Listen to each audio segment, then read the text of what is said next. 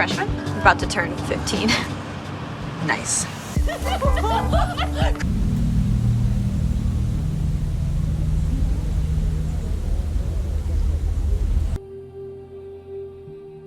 The walls will be pink.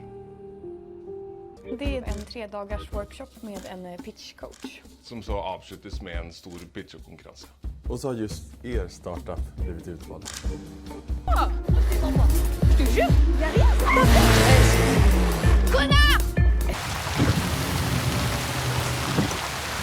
Raphaël? Oui.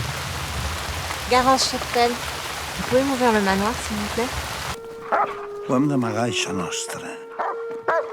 Adrià. 그러니까 모두 다 그럴 수 있다고요? 네.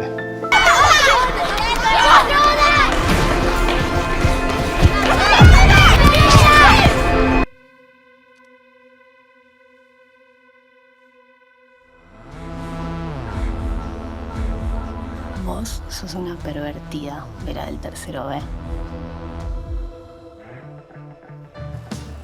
¿Qué es lo que es de más?